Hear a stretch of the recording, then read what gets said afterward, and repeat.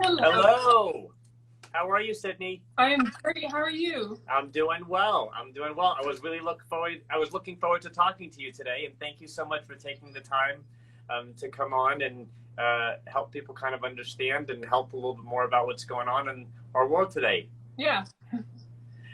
Sydney, I'd love for you to start by telling people exactly what it is that you do and what your page is about. I found it to be so interesting myself. Awesome. Yeah. Thank you so much for having me. First of all, I was super excited when you reached out about this live. I haven't really had the chance to just kind of like get online and verbally really talk about, my journey into pregnancy and motherhood outside of just like posting on Instagram on my own page. So I'm very excited to be here. Yay. Yeah. So I guess like my Instagram account for me is kind of turned into like a journal and also like a platform for advocacy when it comes to like pregnancy and birth and early motherhood. My baby's only like 3 months old, so it's like very early stages of motherhood. Congratulations on having the time to come on this Instagram live with me. So I know how difficult that could be. Yeah, I just put her down after feeding her just like for a quick nap. Yeah, but basically when I found out that I was pregnant, I kind of had this moment where it was like I was so ecstatic and I was super excited about having a baby and just like starting this whole new chapter of my life. And then I was hit with like this really crippling fear of like, oh my God, I have to, endure childbirth. And I was like, living in America, you're told pretty much your whole life, at least as a woman, that childbirth is like terrifying and excruciating and it's like entirely unbearable. And I was just like, oh my God, how am I going to do this? Like, I'm not strong enough to do this. There's no way that I can actually like survive this childbirth. I mean, like, it was just this huge unknown for me. And I just had no idea what I was going to do.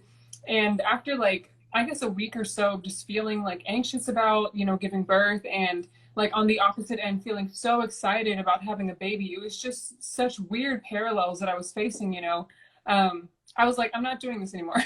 I'm not doing this anymore. And I really committed myself to uprooting this really, really deeply ingrained fear of childbirth that I had. And I committed myself for my whole pregnancy to doing research. And I felt so confident in my ability to like have a really gentle, successful childbirth. And I did. It was absolutely incredible. And it's been the most amazing, empowering journey that I've ever had in my whole life. So then it prompted me to become like an advocacy for like gentle, fearless, empowered birthing for women and just be like a voice to let women know that they can have the birth that they desire. So yeah, that's a little about me. That's so nice. That is so nice. Why do you think you had such a fear?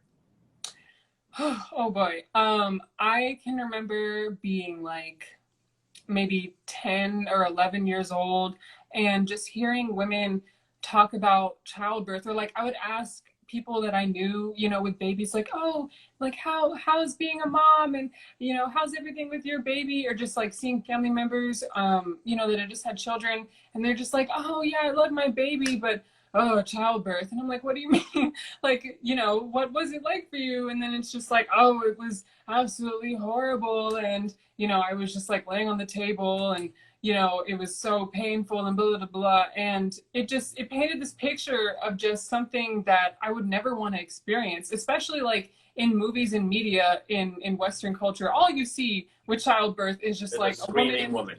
Yes, and it's like her water breaks suddenly, she's screaming, being rushed through a hospital, and then she's like aggressively pushing her child out, and it's like, boom, there's a baby, but like the whole thing just looks like a horrible, awful experience, and it was the absolute furthest thing from the truth. I was in such disbelief once I really did my research and found like how childbirth is depicted in Western culture. And it's so true. I got to tell you, so I'm a board certified obstetrician and gynecologist, but I'm also a board certified infertility specialist that I only practice infertility now.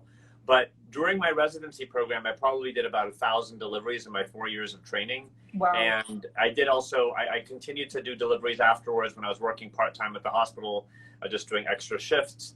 It was probably some of the most beautiful. And it's like the one reason I really wanted to go into obstetrics and gynecology was for the childbirth. And I loved it. So I loved it. Clearly, my scariest, hardest, most difficult pregnancies are in my head for the rest of my life.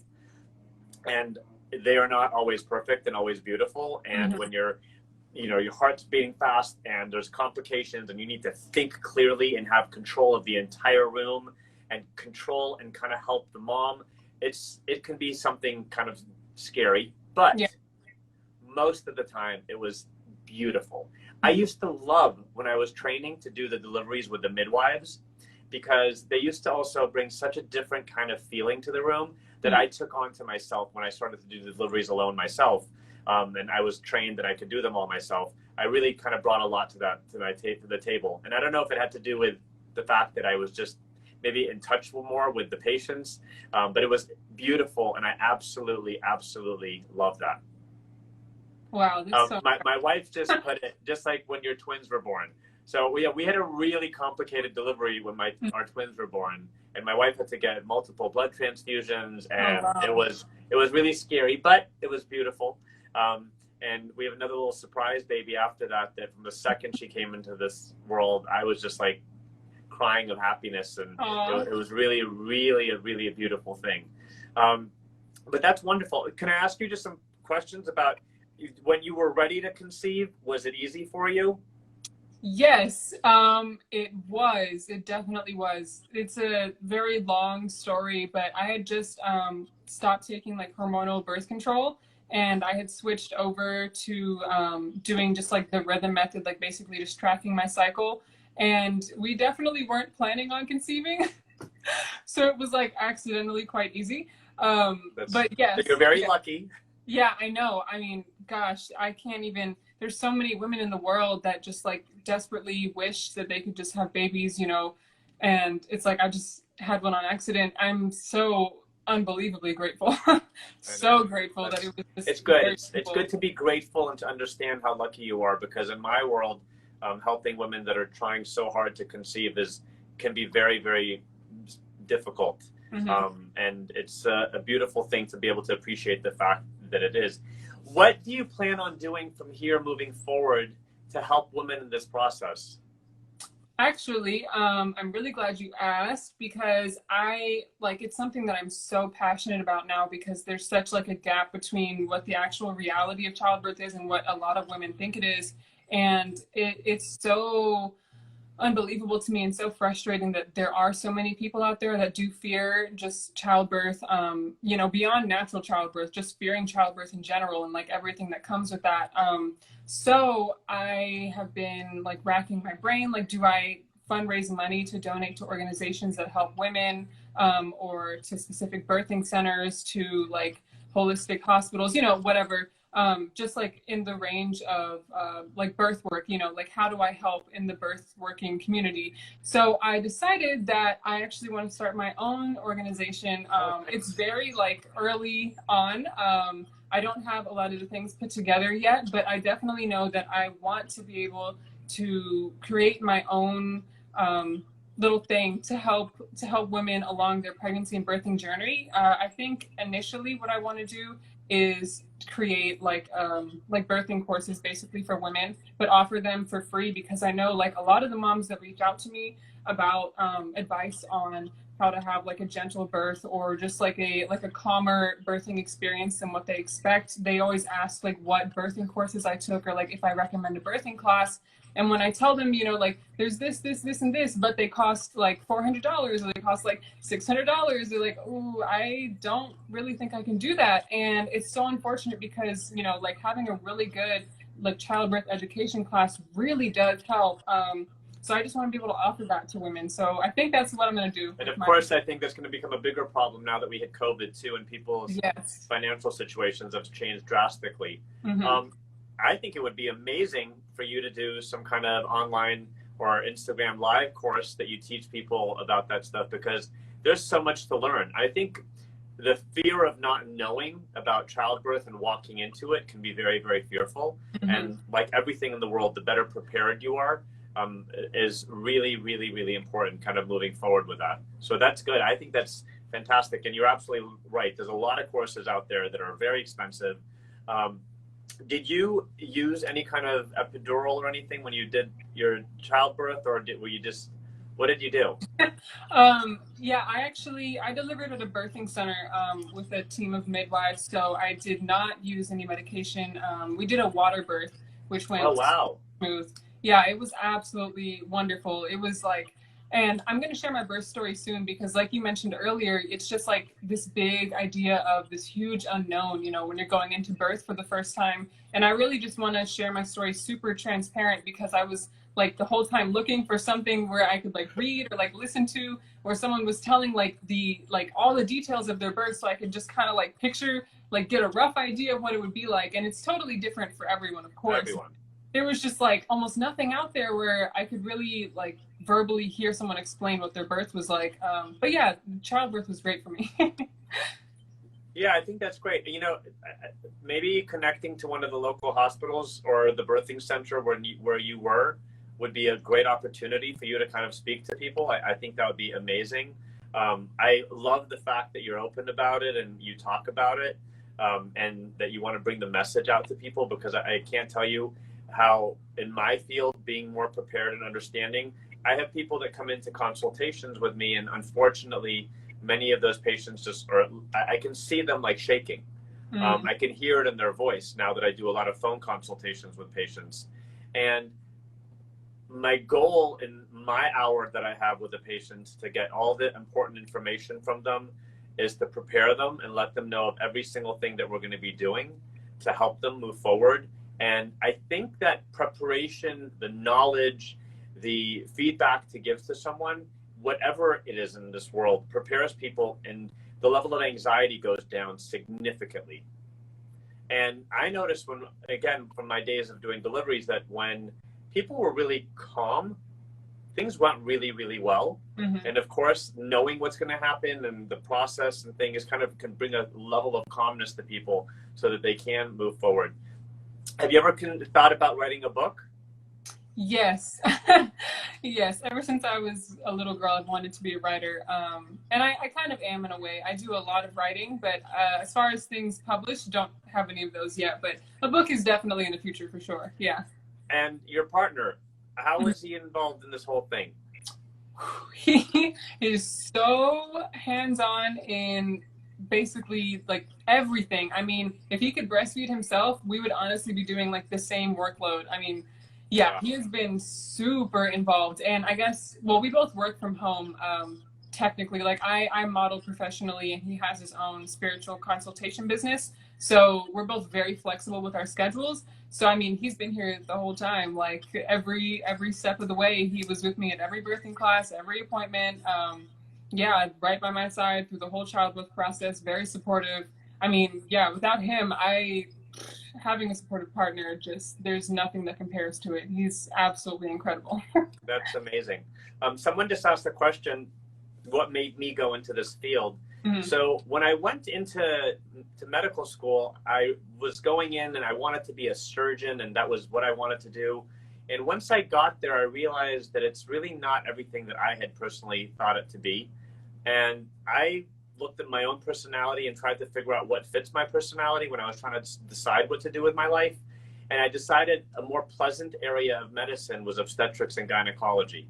And by going into that field, it really met my needs. I was around healthier young women being a part of one of the most unbelievable special aspects of their life, which was really beautiful for me to be a part of. I enjoyed it. During my 4 years of obstetrics and gynecology, the residency program, I was really lucky enough to work with some really great infertility doctors in our program. And I realized that as much as I loved the idea of delivering and the ideas, some that came along with the gynecology and some really long surgeries and things, were not my biggest desire to do. And that's why I found the field of infertility to be incredibly rewarding. Incredibly. I can't think of a more rewarding job in this world, which is really, for me, very special. And in addition to, being in a field that's incredibly rewarding, it's technologically advancing every single day, that I love being part of the science. And it's a lot of human connection.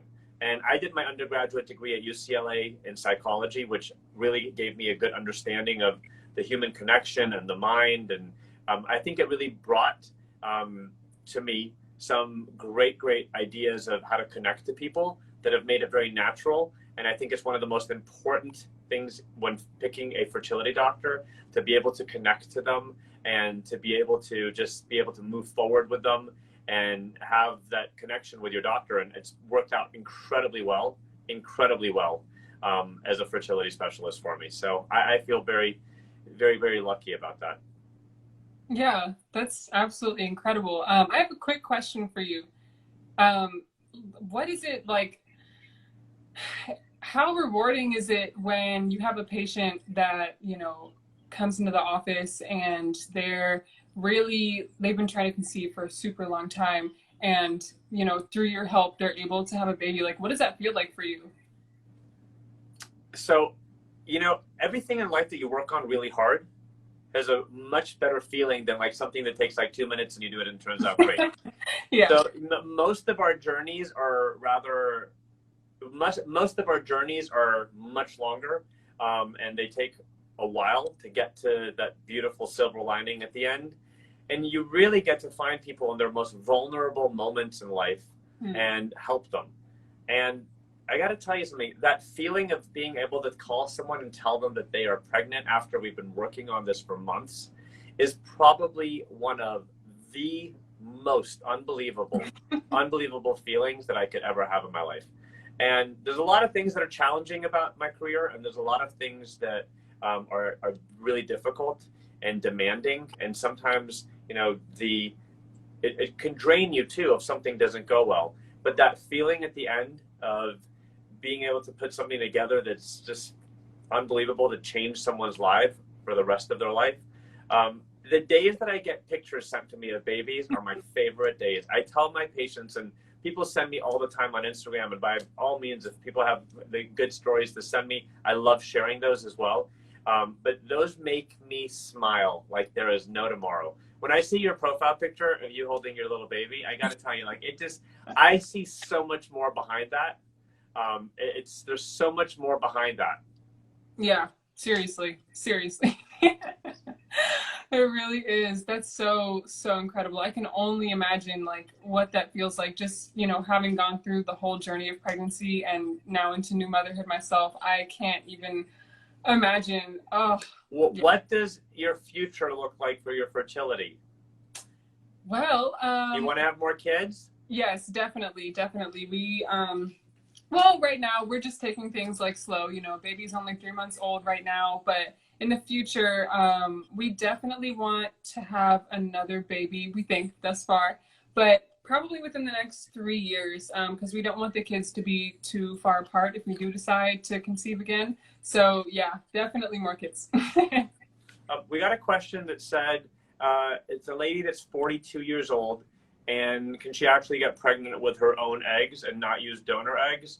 And I want to say absolutely. I would not be wasting a second of time at all. I think that it's an incredibly important thing to jump on it right away. Right now you can find that I'm doing consultations with people around the entire country. A couple of them, we've kind of helped find clinics that are close to them that we think are good. Some of them, most of them have tried to plan them when they can come here and do it in our own clinic because they want the highest success rates. But a 42-year-old does not have time to waste. So that's an incredibly important time to move forward. But absolutely, that's a very important thing to do and not waste time. So don't give up, and definitely look. And if you have to use an egg donor eventually, I think it's one of the most beautiful technologies available in the world. And it has changed many of my patients' lives. Obviously, it's not the goal, but we do know that it can help a lot of people get to where they have to be, which is really an important technology. And don't be closed-minded. I did get a question here. It says, as an African-American female, fertility issues were not really ever discussed. And that is absolutely true. There are many cultures right now, as my own culture. I was born and raised here, but my family is from the Middle East, from Iran. Many cultures do not talk about it at all.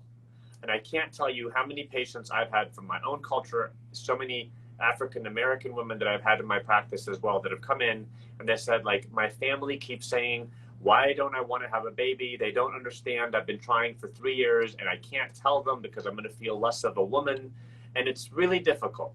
So something I decided, and I told every close person in my life, is please don't ever ask people when they're going to have a baby or why they're not having a baby, unless they're close enough to talk to you about their challenges as well. It's not an easy discussion or topic to bring up to people, and it's very, very difficult at times. And that is absolutely true. And I think in the African American culture as well, it's not something that's so accepted to be like, oh, I'm using an egg donor. I had a patient the other day, patient of mine for a long time, and we've tried everything. And I said, you know, I think you need to move on to an egg donor. And she said, I don't know how I'm going to explain that to my family because I don't think they'd be that accepting of it. And it actually, you know, it was a topic that comes, and I said to her, I want to let you know, my dear, that is not only for you. That is across women. And I don't think that it's any culture is overwhelmingly accepting of it. And if you don't feel like you need to tell anyone, then I don't think you need to tell anyone. It's one of those things that you can do and not tell one living soul if you don't want to. And you can tell the world. And I wouldn't put the extra pressure of your relatives and your friends on top of you when making the biggest decision of your life. So the best advice I can say is that be open about it. I can tell you in the last 16 years of practicing fertility, mindsets have changed a lot. 16 years ago when I started, no one wanted to use an egg donor. And now I have a lot of people that are absolutely open to using an egg donor. And they don't mind whatsoever to proceed using an egg donor. And it needs to, I'm glad that people are becoming open-minded, but at the same time, the world has become open about it. So many people are talking about their stories, whether it's their fear of childbirth or whether it's their difficulties for conceiving.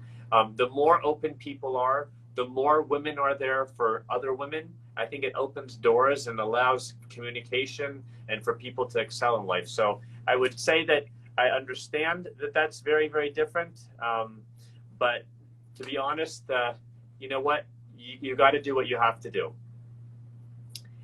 So I think trying with your own eggs is always a goal, but we're here to help people with everything. And thank you very much for the comments and about being positive and the tips. I'm trying to see if there's any more questions because it stopped coming through. And so amazing. Okay, great. Anything else you want to touch on, Sydney? Any advice that you want to give women in the first 3 months? Because I remember the first 3 months of our kids were the most difficult 3 months. And I tell everyone, hang in there. As soon as you get that little smile coming out of your baby, it makes it all really, really worth it. Yeah, definitely. Two things really quick that I wanted to touch on. One, it's interesting that the topic of egg donation got brought up because I know it's quite different, but I was actually conceived through sperm donation. Wow. Yeah, so I just thought that was ironic. But yes, in these first few months of motherhood, I don't have anything to compare it to. You know, it's my first baby and I'm just like living in the now, you know. But it's been especially different because of everything that's going on in the world, between like everything happening with all of the rioting and the revolution, and as well with the coronavirus that is still very present in the world. So we've had a lot of time just kind of like staying in our own bubble, you know, keeping within our own family structure and just like really having a lot of deep bonding time. Which has been really incredible, but also beyond exhausting. As I sit here in this moment, it's exhausting. Thank God you don't have many places to go these days, so you can. I know. Yeah, I mean, really, it's been so spectacular. It's not at all what I thought it was going to be like. These early stages of motherhood, and I think it's also because, you know, the circumstances are so different in the world right now. But it's I mean, I'm definitely a lot more tired than I expected, and the whole postpartum recovery period was very difficult, but not in the ways that I thought it would be. Definitely not in the ways that I thought it would be. I have a whole little highlight on my Instagram, if anyone wants to check it out, that's labeled postpartum, where I just basically take you through my entire postpartum journey. Yeah, it was so interesting. It was such an interesting time to just like be able to sit with a lot of stillness and a lot of taking things very slow and just like seeing the beauty in that, seeing the beauty in rest when, you know, we live in a world that's so fast paced, you know, and people just tend to really desire things quickly and think that, you know, instant gratification is the best way to go about things a lot of the times. But man, postpartum and early motherhood has just been like a huge, like, you need to stop and slow down. And yeah, but you know, I'm going to tell you something though. It's innate to women to learn how to do everything, and everyone learns, and everyone's baby gets past that 3 months thank God, hopefully. Yeah. But it's something that you kind of learn. I got to tell you, I think that you couldn't have had a better time to have had a child, because with the world being quieter and not having the expectations on us that we had, you know, for those 3 months of our lives that have just become so much quieter, it is so much easier to address your baby, your own needs. And do you know, in many, many cultures, the first 40 days after birth, and in the medical books that has a word called the puparium, that time period is made for a mother to rest and sleep well and eat well and make milk. And that's why they bring your baby to you in many cultures while you lay in bed for 40 days. Yeah. So it's one of those things that really, really, really is an incredible time. But I'm in some ways, you're going to look back one day and be like, it was a great time to have a baby. Oh no, I totally agree. Trust me, I did an unimaginable amount of research when I was pregnant. So I already planned on literally not moving at all for that, like, basically entire postpartum period, which I did. I honestly did. I got, my mom was present at the birth of our baby, but since, you know, everything with all the illness going around, we kept the people that helped us, like, to a very small number. So it was really just her that came consistently and, like, stayed overnight sometimes. But quite honestly, like, for the first 2 weeks, I literally did not move. I was just like on bed rest, but I'm such an outdoor nature person. I was like, oh, I gotta get outside. I really need to be in the sun. Like, it'd been so nice that you had your mom to do that. That's beautiful. Yeah, it was absolutely, it was so needed. It was so incredible. And I really think, like, the communal aspect of, like, childbirth and those early stages of motherhood should really be talked about a lot more, because it's so necessary to have, like, as much support as you can, you know? Oh my God, that's why they say it takes a village to raise a child, and it's so true. And in the old days, there was a village. There was your mother-in-law, there were your sisters, there were your cousins, there were your aunts, and everyone helping you, and that's how people got through it. The one thing that I would really love for you to pass on as a message is, you're very fortunate that you got pregnant very easily, but for women that aren't ready and don't have Mr. Right in their life to move forward, the message of freezing eggs so that you don't have to be in a situation to struggle later on in life is the message that we're trying to get out to people. And would love for you to help inspire people, because I can tell by talking to you now for 30 minutes that you are beyond inspiring. I'm just trying to read all of the she's so beautiful comments. I love that. Thank you. Take that as a compliment. You're lovely. I can imagine what an amazing mom you're going to be as well. And I want to wish you the best of luck. I've really enjoyed talking to you, Sydney. Thank you so much for doing this Instagram Live with me. And I hope that we can stay in touch. And if there's ever people that I feel like could use your help, I'm going to send them to your page. If there's something that you can give us that we can put into our new pregnancy packets to send and give to all people that are going to be getting to your place in life soon, please send it over, and we'll send it for everyone. Oh, awesome. Awesome. Yes, this was such fun. Thank you so much for inviting me on this live. And yeah, I definitely will be keeping in touch. Sounds great. Thank you. And thank you everyone for watching. Have a wonderful evening. Bye-bye. Bye.